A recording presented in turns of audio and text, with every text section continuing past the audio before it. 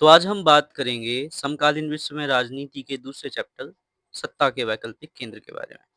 तो सबसे पहले हम ये जान लेते हैं कि सत्ता के वैकल्पिक केंद्र का अर्थ क्या है। सत्ता के वैकल्पिक केंद्र का अर्थ उन संगठनों या देशों से है जो विश्व राजनीति में अमेरिका के एक छत्र वर्चस्व को चुनौती देने या उसे संतुलित करने की क्षमता रखते हैं। सोवियत संघ के पतन के बाद यूरोपीय संघ, आसियान, चीन, जापान और भारत जैसे केंद्र सामने उभर कर आए हैं। मार्शल योजना क्या है? इसका जो दूसरा इम्पोर्टेंट क्वेश्चन या टॉपिक है कि मार्शल योजना क्या थी, ठीक है? तो द्वितीय विश्व युद्ध के बाद यूरोप की अर्थव्यवस्था पूरी तरह से तबाह हो गई थी। फिर क्या हुआ कि 1948 में 1948 में अमेरिका ने पश्चिमी यूरोप के देशों की आर्थिक मदद करने के लिए एक विशाल योजना शुरू की, जिसे मार्शल योजना कहा जाता है। इसी योजना के तहत यूरोपीय आर्थिक सहयोग संगठन की स्थापना हुई, जिसने आगे चलकर यूरोपीय संघ का मार्ग प्रशस्त किया। अगर हम अगले इम्पोर्टेंट टॉपिक की तरफ चलें, जो कि काफ़ी बड़ा टॉपिक है और बहुत ही महत्वपूर्ण टॉपिक भी है, ठीक है? इसको हम 2 पार्ट में देखेंगे। तो अगला टॉपिक है हमारा यूरोपीय संघ, उद्देश्य और विशेषताएँ। तो यूरोपीय संघ यूरोप के 27 देशों का एक अनूठा राजनीतिक और आर्थिक संगठन है। 1993 में यानी कि 1993 में स्थापित इसका मुख्य उद्देश्य सदस्य देशों के बीच शांति, सुरक्षा, लोकतंत्र और आर्थिक सहयोग को बढ़ावा देना है। इसके अगर हम मुख्य उद्देश्य की बात करें, तो पहला शांति और समृद्धि। सदस्य देशों के बीच युद्ध को समाप्त कर स्थायी शांति स्थापित करना ताकि देशों की समृद्धि हो सके। दूसरा, साझा विदेश नीति। ठीक है, तो दूसरा पॉइंट क्या है? साझा विदेश नीति। अंतर्राष्ट्रीय मंचों पर सभी सदस्य देशों का एक जैसा स्टैंड और सुरक्षा नीति होना। तीसरा उद्देश्य, समान मुद्रा। तो आर्थिक लेन-देन को आसान बनाने के लिए एक ही मुद्रा यूरो का प्रयोग करना। चौथा अगर हम बात करें, तो मुक्त व्यापार। सदस्य देशों की सीमाओं के पार माल, सेवाओं और लोगों की बेरोक-टोक आवाजाही इसके प्रमुख उद्देश्य के अंदर आता है। अगर हम इसकी मुख्य विशेषताओं की बात करें, तो इसकी मुख्य विशेषताएँ क्या हैं? तो जब हम मुख्य विशेषताओं की बात करते हैं, तो राज्य जैसा स्वरूप इसका एक पहली मुख्य विशेषता है। जैसे यूरोपीय संघ का अपना झंडा, अपना स्थापना दिवस, अपना राष्ट्रगान और अपनी मुद्रा है, जो कि एक राज्य की विशेषता भी होती है।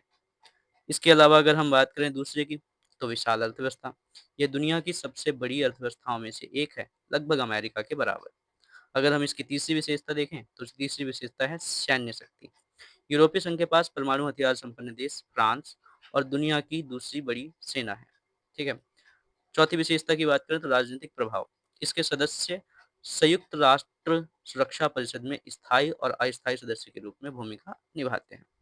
अगर हम इसी में आगे चलें, तो वो ये है कि यूरोपीय संघ को ताकतवर बनाने वाले कारक कौन से हैं और इसकी कमजोरियां क्या हैं। ठीक है। तो यूरोपीय संघ को ताकतवर बनाने वाले कारक, पहला कारक है आर्थिक दबदबा। तो यूरो मुद्रा अमेरिका के डॉलर को के प्रभुत्व को चुनौती दे सकती है। अगर हम इसके ताकतवर बनाने वाले दूसरे कारक की बात करें, तो विश्व व्यापार विश्व व्यापार में इसकी हिस्सेदारी अमेरिका से कहीं ज़्यादा है, जिससे यह व्यापारिक विवादों में अपनी बात मनवा सकता है। कूटनीतिक प्रभाव, यह सैन्य बल के बजाय आर्थिक और कूटनीतिक दबाव का उपयोग करके दूसरे देशों को प्रभावित करता है। इसके अलावा अगर हम आगे बात करें इसकी ताकतवर बनाने वाले कारक में, तो वो है साझा बाजार। सभी सदस्य देशों के बीच एक ही बाजार होने से व्यापारिक लागत कम होती है और मुनाफा बढ़ता है। यूरोपीय संघ की कमजोरियां क्या हैं? तो इसकी पहली कमजोरी है विदेश नीति में मतभेद होना। कई बार सदस्य देशों की अपनी स्वतंत्र विदेश नीति जो है साझा नीति से टकराती है। जैसे इराक युद्ध पर फ्रांस और ब्रिटेन के विचार अलग थे। अगर हम आगे बात करें, दूसरी जो कमजोरी है वो क्या है? संप्रभुता का मुद्दा। तो कुछ देश अपने घरेलू मामलों में यूरोपीय संघ की दखल को पसंद नहीं करते हैं। इसके अलावा अगर हम तीसरी कमजोरी की बात करें, तो यूरो को लेकर लेकर क्या है? हिचकिचाहट है। हिचकिचाहट में अगर हम देखें, तो डेनमार्क और स्वीडन जैसे देशों ने साझा मुद्रा यूरो को अपनाने का विरोध किया है। ये क्वेश्चन एमसीक्यू में भी आया हुआ है कि कौन से ऐसे देश हैं जो है साझा मुद्रा को मानने में विरोध करते हैं। इसके अलावा अगर हम चौथी कमजोरी की बात करें, तो ब्रेग्जिट। ब्रिटेन जैसे शक्तिशाली देश का अलग होना यूरोपीय संघ के लिए एक बड़ा झटका था, जो कि ब्रेग्जिट के जरिए बाहर निकला था। अगर हम आगे चलें, तो अगला जो टॉपिक है हमारा वो है आसियान। आसियान का गठन और उद्देश्य। तो इसकी स्थापना 1967 में 5 देशों इंडोनेशिया, मलेशिया, फिलीपींस, सिंगापुर और थाईलैंड ने मिलकर की थी। इसके घोषणा पत्र की अगर हम बात करें या जो है किस संधि के द्वारा जो है इसका जो है एक तरीके से गठन हुआ था, तो इसकी स्थापना बैंकॉक घोषणा पर हस्ताक्षर के साथ हुई थी। सदस्य संख्या की बात करें तो वर्तमान समय में इसके जो है 10 सदस्य देश हैं। आगे अगर हम चलें इसी में, तो इसके मुख्य उद्देश्य क्या हैं? तो मुख्य उद्देश्य की जब हम बात करते हैं तो मुख्य उद्देश्य में पहला उद्देश्य है आर्थिक विकास। मतलब क्या है कि जितने भी देश हैं उनका आर्थिक वृद्धि तेज गति से करना, ये इसका पहला उद्देश्य है। ठीक है, दूसरे उद्देश्य की अगर हम बात करें तो सामाजिक सांस्कृतिक उन्नति। सदस्य देशों के बीच सामाजिक और सांस्कृतिक संबंधों को मजबूत करना इसका दूसरा और प्रमुख उद्देश्य है। क्षेत्रीय शांति इसका तीसरा उद्देश्य है, यानी कि कानून के शासन और संयुक्त राष्ट्र के चार्टर के आधार पर क्षेत्रीय शांति को स्थिरता को बनाए रखना। सहयोग, तो अंतर्राष्ट्रीय और क्षेत्रीय संगठनों के साथ मिलकर आपसी सहयोग को बढ़ावा देना इसका जो है अगला उद्देश्य है। अब अगर हम बात करें आसियान शैली की, ठीक है, तो आसियान शैली क्या है और इसके प्रमुख स्तंभ कौन से हैं? तो आसियान शैली अनौपचारिक सहयोगात्मक और मेल मिलाप की शैली है। ठीक है, कैसी शैली है? अनौपचारिक सहयोगात्मक और मेल मिलाप की शैली। ठीक है, तो इसका अगर हम बात करें तो प्रभुत्व सम और सम्मान के बारे में बात करता है, यानी कि आसियान शैली के ज़रिए ये माना जाता है कि जो भी देश होंगे, वो आपस में एक-दूसरे की संप्रभुता का सम्मान करेंगे, ठीक है? और टकराव के बिना शांतिपूर्ण सह-अस्तित्व बनाए रखेंगे। तो ये है आसियान शैली। तो इसको हम 4 पॉइंट को अलग-अलग तोड़ सकते हैं इसमें। अनौपचारिक कार्यशैली है इसकी, ये सहयोगात्मक दृष्टिकोण को जो है ज़्यादा पैरवी करता है, उसको जो है रखता है।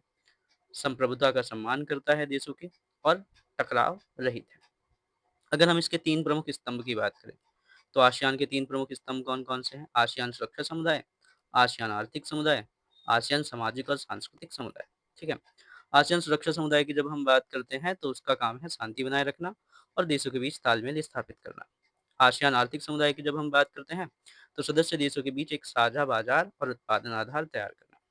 आसियान सामाजिक सांस्कृतिक समुदाय की जब हम बात करते हैं, तो शिक्षा, संस्कृति और सामाजिक विकास के क्षेत्र में सहयोग बढ़ाना इसका मुख्य कार्य है। ठीक है? आगे अगर हम बात करें तो वर्तमान समय में आसियान की उपयोगिता क्या है? तो आसियान की उपयोगिता मतलब क्या है कि जो है आसियान क्या आज के समय पे प्रासंगिक है या नहीं है? तो प्रासंगिक है, किन बिंदुओं से हम पता लगा सकते हैं?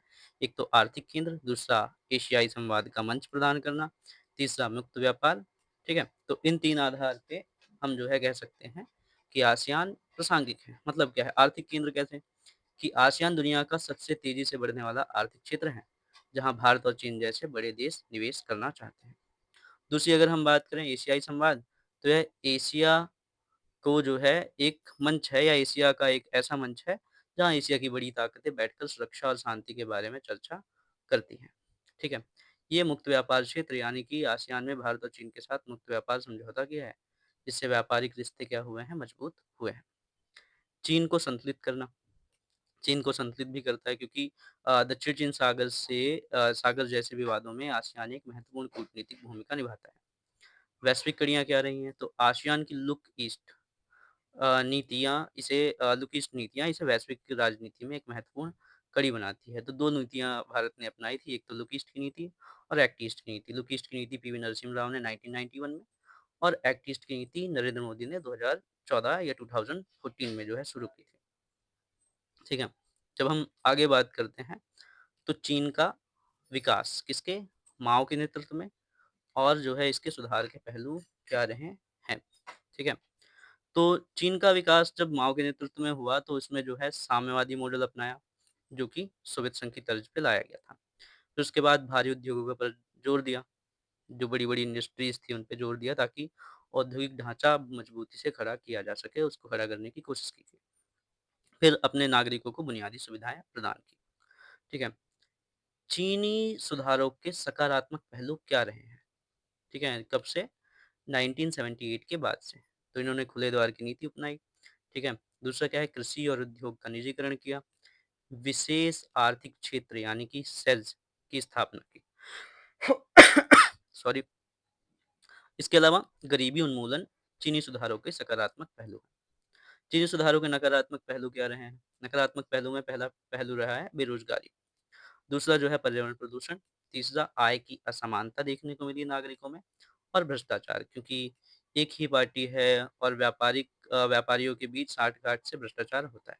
ठीक है? अधिकारियों और व्यापारियों के बीच साठ-गाँठ से भ्रष्टाचार होता है। अब इस चैप्टर का जो सबसे इम्पोर्टेंट टॉपिक है, जो सिर्फ़ इस चैप्टर में नहीं बल्कि जो है हमारी दूसरी बुक के चैप्टर में विदेश नीति वाले में भी आता है, वो क्या है भारत और चीन के संबंध के पहलू। ठीक है? तो बहुत ही इम्पोर्टेंट हो जाता है। तो इसमें हम ये देखें तो इसमें पूछता है कि भारत और चीन के सहयोग के या सकारात्मक पहलू क्या हैं और नकारात्मक पहलू क्या हैं संबंध के? भारत और चीन के संबंध के सकारात्मक पहलू और नकारात्मक पहलू क्या हैं? सकारात्मक हम कह सकते हैं कि सहयोग के बिंदु क्या हैं और नकारात्मक यानी कि विवाद के बिंदु क्या हैं। तो जब हम सकारात्मक पहलुओं की बात करते हैं तो सबसे पहला बढ़ता व्यापार। तो दोनों देशों के बीच द्विपक्षीय व्यापार अब 100 बिलियन डॉलर से भी पार पहुंच गया है। ठीक है? अगर हम अगली बात करें बहुपक्षीय मोर्चों पर एक साथ, तो जब हम बात करते हैं ब्रिक्स, G20, एससीओ जैसे संगठनों में दोनों देश मिलकर काम करते हैं। साझा वैश्विक मुद्दे यानी कि जलवायु परिवर्तन, विश्व व्यापार संगठन के नियमों पर दोनों देशों के विचार अक्सर एक जैसे होते हैं। सांस्कृतिक जुड़ाव की जब हम बात करें, तो सदियों पुराने ऐतिहासिक और धार्मिक संबंध दोनों को जोड़ते हैं। इसके अलावा अगर हम बात करें नकारात्मक पहलू या विवाद के पहलू की बात करें, ठीक है? तो वो कौन से हैं? विवाद के मुद्दे कौन-कौन से हैं? सबसे पहला सीमा विवाद, ठीक है? तो सीमा विवाद क्या है? 1962 यानी कि 1962 का युद्ध और हाल के वर्षों में डोकलाम और गलवान घाटी में झड़पें। ये जो है सीमा विवाद का पहला जो है एक प्रकार से पहला विवाद है नकारात्मक पहलू का। दूसरा क्या है? चीन-पाकिस्तान गठजोड़। तो चीन द्वारा पाकिस्तान को सैन्य और आर्थिक मदद देना और सी-पैक कॉरिडोर भारत की चिंता का विषय है। सी-पैक क्या है? China Pakistan economic corridor. ठीक है? तो ये जो है एक विवाद का पहलू है। व्यापार घाटा। भारत चीन से बहुत ज़्यादा सामान आयात करता है, जबकि निर्यात बहुत कम करता है, जिससे जो है व्यापार में असंतुलन की स्थिति होती है और हमें व्यापार घाटा सहना पड़ता है और हमारा जो व्यापार घाटा है चीन के साथ वो काफ़ी बड़ा है। इसके अलावा अगर हम बात करें क्षेत्रीय वर्चस्व की, तो हिंद महासागर में चीन की बढ़ती मौजूदगी और मोतियों की माला की नीति के लिए सुरक्षा खतरा है। मतलब एक तरीके से नीति जो है भारत के लिए खतरा है। कौन-कौन सी? एक तो हिंद महासागर में चीन की बढ़ती मौजूदगी और मोतियों की माला यानी कि स्ट्रिंग ऑफ पर्ल्स की जो नीति है, वो भारत की सुरक्षा के लिए खतरा है। तो ये जो है हमारा दूसरा चैप्टर था। अगली वीडियो में हम बात करेंगे हमारे तीसरे चैप्टर के बारे में। ठीक है? तो आज की वीडियो यहीं तक। Bye bye.